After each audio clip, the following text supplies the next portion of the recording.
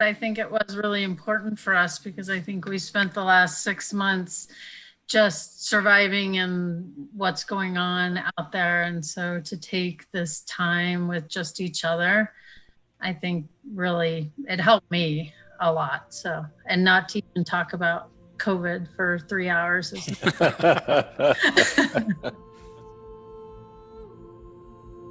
We need to make online work as effective, getting the results we're getting in person from here on out. And if we get together in person safely, bonus. There's things we can do that help a little. There's things we can do that help a lot. So what are those things that help a lot? What are the needs that people are going to have now and in the future based on even facilitating remotely? We can figure out it's going to be hard to be a leader. It's going to be hard, especially when you have some people in person and some people on a screen. People are just going to get sucked into the personal thing, and the people on the screen are going to feel very lost and lonesome. That's what happened to everybody. Our meetings were a little stale. I was trying to do an online meeting as everybody got set up from home, and I was trying to get everybody on camera, and I actually went to Hutch and said, this isn't working. Our meetings are horrible. Help me through this. I want to talk to my people. I want my people to talk to each other. I'm just struggling on how to do that. There's two things that I think we're doing a lot of. And one of them is just making sure that the kind of cultural glue continues. The interactions that normally would happen accidentally aren't happening now, so you have to do them intentionally, which feels awkward. So how do we actually build some of those connections with an intentional way without it being so formal that it feels forced?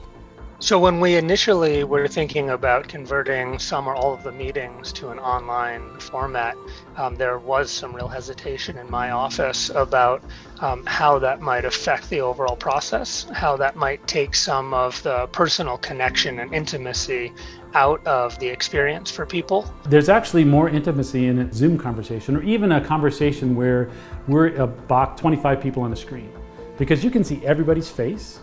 You can see their expression, they see your expression. We're actually talking much closer than if we were, let's say, 25 people in a conference room. The last person is going to be like 25 feet away.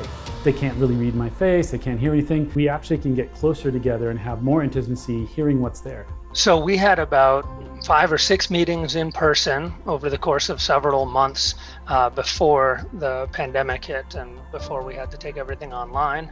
And those meetings were really cramped. We had a bit of a hard time, fitting everyone around the table because there were so many stakeholders that needed to be included. Moving it to online has actually been equal, if not better. What we found is that people are really able to engage in facilitated small group discussions through breakout rooms. And then a big enhancement is some of the online tools that we've been able to use in order to capture people's individual ideas and themes and be able to group them quickly and rank them and be able to reflect and add comments on them. That's actually a tool that is an enhancement from what we were doing in person. We've even had times when we're interacting with the leader in the team, and I send a private note to him that says, you said that the leaders had something to offer here, would now be a good time. And seamlessly, the leader asked 2 leaders who stepped up and said, this is why this initiative is important, you need to do it now. I can't do that in real life. I couldn't pass a note in real life, but I could do that on the online.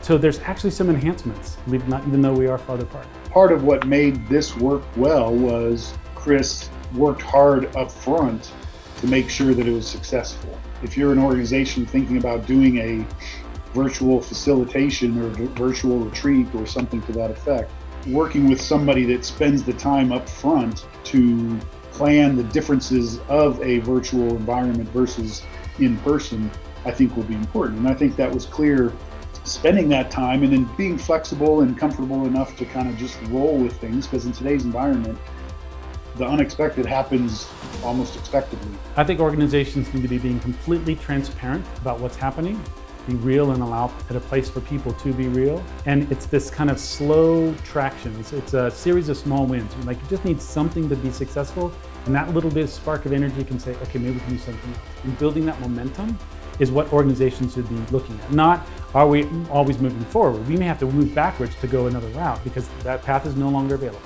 So being able to be willing to not pound your head against it, but back up and say, okay, our outcome is this, that method did not work, what's another method?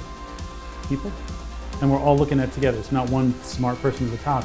We're all looking for this, and then it's going to be something we all win together. overall, having facilitated dialogue with Trebuchet in particular really has helped us take a backseat in the process, so that it's not all about the people who convened it. It's more about the folks who are there at the table being able to converse with one another openly and honestly, and to have that neutral third party in Chris or another facilitator is just, incredibly valuable. There's toolkits and experiences that Trebuchet can bring that we just don't have. They're real world experiences outside of our little bubble that we can benefit from understanding. It's well beyond facilitation. It's well beyond just a gift mix. It's the ability for us to work effectively together that Hutch just seems to pull that out of us.